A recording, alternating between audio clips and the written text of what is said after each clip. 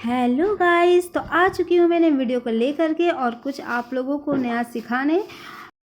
तो सबसे पहले बात करती हूँ मैं ऑल्दो। ओके, ये ऑल्दो जो है वो स्टार्ट या मिडिल में होता है। इसका मीनिंग होता है ऐसा है फिर भी ऐसा है, मतलब ऐसा है फिर भी ऐसा है। कहने का मतलब है इसमें फिर भी, हालांकि जैसे हिंदी शब्द यूज़ कर सकते हैं। आप एग्जाम्पल देख करके समझ जाएंगे। जैसे although it was raining he went to play football. ठीक है, ऑल्दो इट वॉज रेनिंग, हालांकि बारिश हो रही थी, उसके बाद भी वो क्रिकेट खेलने चला गया। Although it was raining he went to play football. She pass the exam. Second sentence है she pass the exam although she didn't study much. हालांकि उसने पढ़ाई ज़्यादा नहीं करी थी, फिर भी वो एग्ज़ाम में पास हो गया। तो सी पास द पास हो गई। She pass the exam although she didn't study much. पढ़ाई नहीं किया था, उसके बाद भी वो एग्ज़ाम पास कर ली। ओके, अब नेक्स्ट है although he is rich he always schemes on throwing the party. Okay, scheme on मतलब होता है कंजूसी करना। SKIM, स्कीम ऑन मतलब कंजूसी करना होता है। हालांकि वो रिच है, लेकिन फिर भी उसके बाद भी वो कंजूसी करता है पार्टी देने में। वो बहुत रिच है, फिर भी वो कंजूसी करता है पार्टी देने में।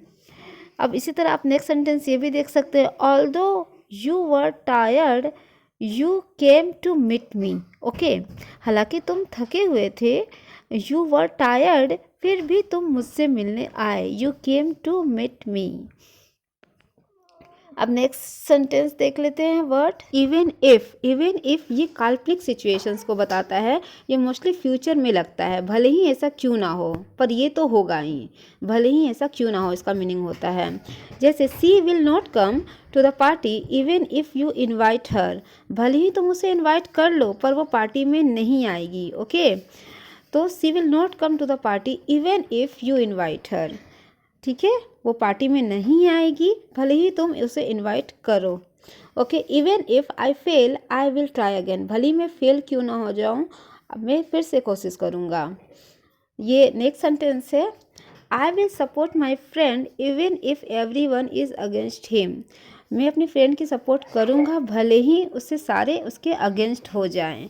तो ये चीज़ होता है इवन इफ़ में, जो कि काल्पनिक सिचुएशंस को बताता है। Okay, I will support my friend even if every one is against him.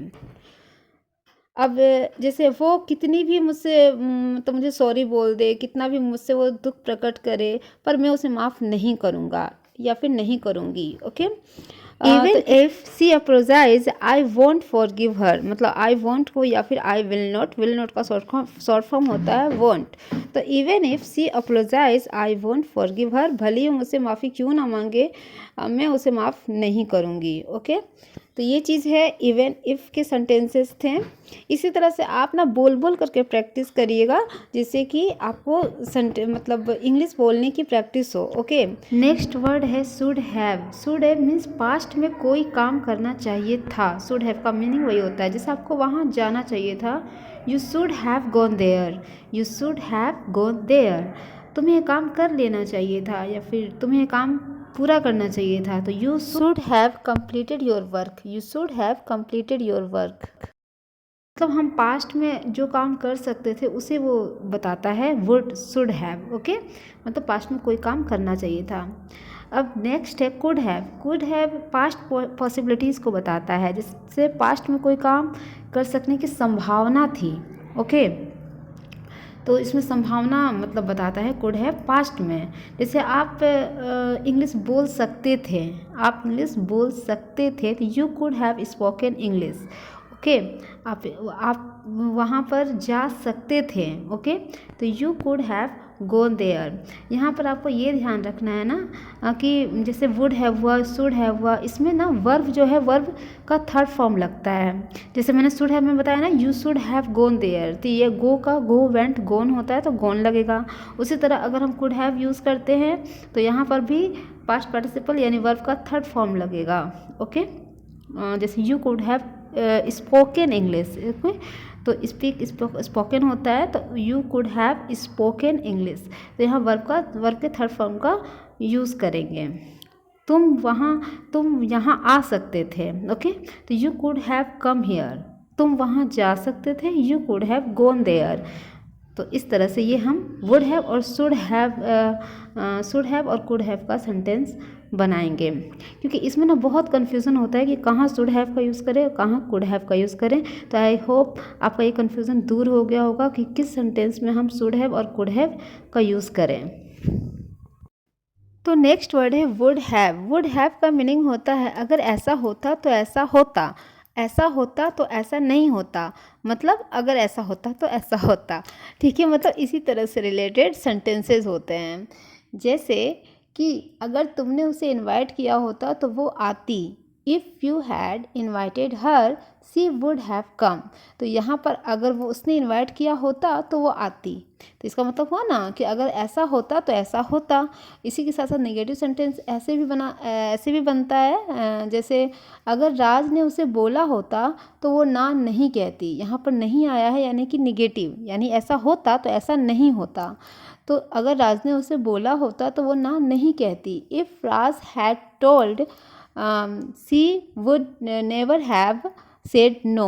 तो ये इस तरह से सेंटेंसेस बनेंगे।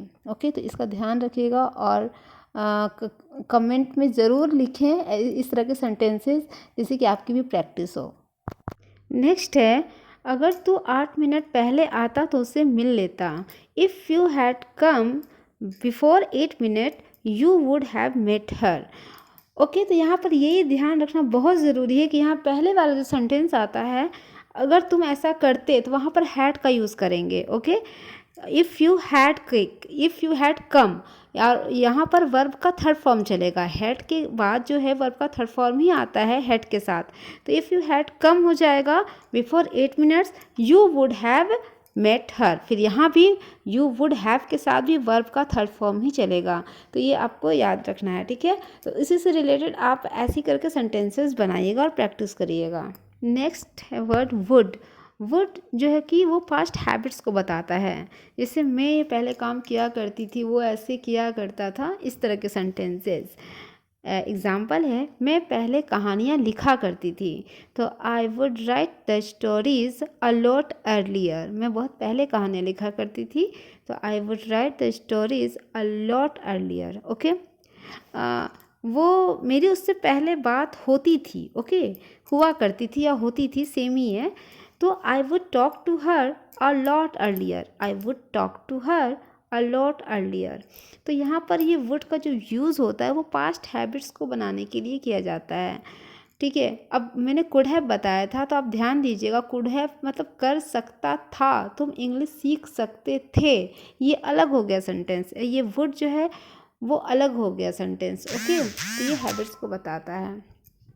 तो फ्रेंड्स, मैंने एक लिंक शेयर की है बिग धमाकेदार सेल की, जिसमें आप जा सकते हैं और उस लिंक पे क्लिक करके बहुत सारे अमेजिंग गिफ्ट्स, वाउचर जो भी हैं गिफ्ट्स, जो भी है आपको लेना है, जो परचेज़ करना है वो आप ख़रीदिए और उसका आनंद लीजिए। तो बहुत अच्छा है, आप जा कर के देखिए, हो सकता है आपके काम के लायक बहुत सारी चीज़ें मिल जाए उसमें। तो प्लीज़ आप जा कर के उस लिंक को क्लिक करके देखिए और पसंद आए तो प्लीज़ परचेज़ कीजिए। ओके, तो फिर ये वीडियो यहीं समाप्त होती है।